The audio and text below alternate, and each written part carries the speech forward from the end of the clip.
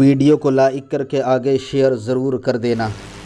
चावल खाया तो चावल निकले, ऐसा तो नहीं हो सकता ना कि पालक खाई और निकल गया गोश्त, ये तो नहीं हो सकता। अब उन लोगों ने गोश्त तो नहीं खाया था मगर निकला क्या? गोश्त। इसका मतलब ये था कि चोरी चुप्पे कहीं इन्होंने गड़बड़ की है।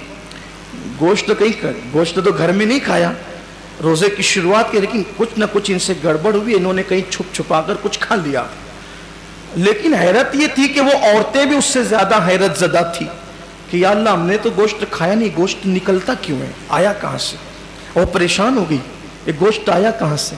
सरकार ने उनकी परेशानी दूर की और मेरे गैबदा नबी सल्लल्लाहु अलैहि वसल्लम ने फरमाया, क्या तुम लोगों ने किसी मुसलमान की गीबत नहीं की?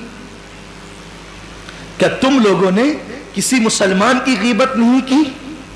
फुला फुला की गीबत तुमने नहीं की? उन्होंने कहा हाँ की।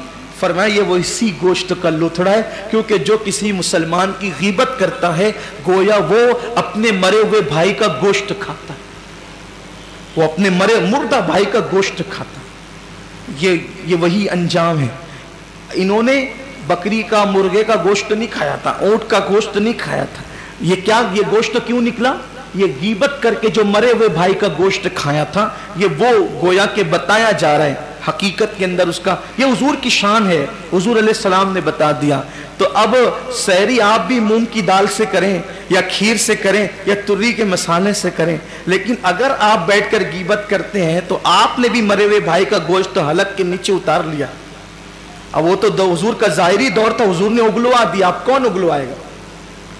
अब कौन उगलवाएगा? ये तो पेट जहन्नम कदा बन रहा है। मैं फिर कहता हूं कि मैं ये नहीं कहता कि गीबत से रोजा टूट जाता है, लेकिन ये जरूर कहता हूं रोजा खत्म हो जाता है, रोजे की बरकत खत्म हो जाती है।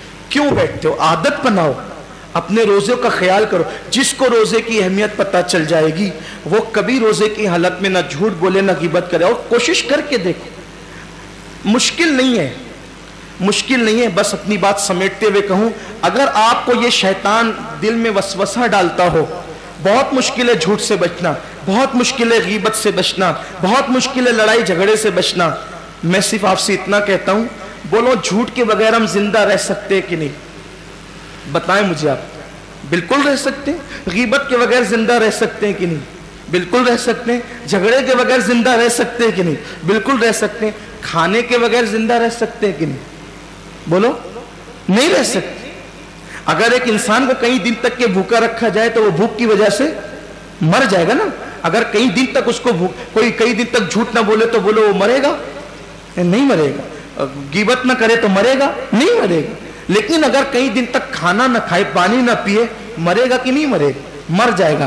तो जिस खाने पीने के बगैर जिंदा नहीं रह सकते, लेकिन अगर हम दिल में ये बात ले लें कि हमें छोड़ देना है, बोलो दिल में बात लेते हैं कि नहीं कि हमें छोड़ देना है? बोलो छोड़ते हैं कि नहीं छोड़ते?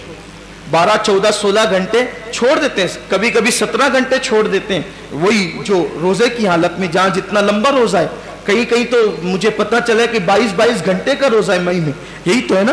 तो जब हमने ये दिल में ठान लिया कि रोजे में हमें खाना नहीं खाना है और हम नहीं खाते, बोलो खाते नहीं खाते? कितने मवाक़ियात नहीं खाते, कितने मवाक़ियात नहीं खाते, नफ्स वरगलाते नहीं खाते।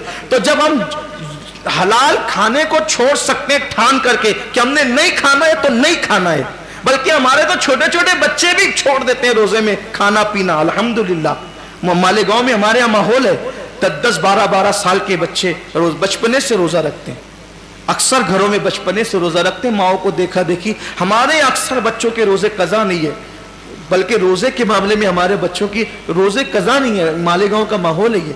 लेकिन आपसे कहता हूं कि जब रोजे की हालत में ठान लिया कि खाना पीना बंद करना है तो कर देते हैं, तो रोजे की हालत में ये भी ठान लो कि झूठ और गीबत बंद, लड़ाई झगड़ा बंद, हराम की तरफ रगबत बंद। सोच कर तो देखो, तहिया करके तो देखो, अल्लाह से दुआ करके देखो, फिर देखना आपका दिल जो चमकेगा ना, दिल पर जो खुदा के अनवार बरसेंगे, जो रोजे की कैफियत और लज्जत आपको मिलेगी, इफ्तार के वक्त जो आंसुओं की बरसात होगी, फिर आप देखना उसका लुत्फ ही अलग है।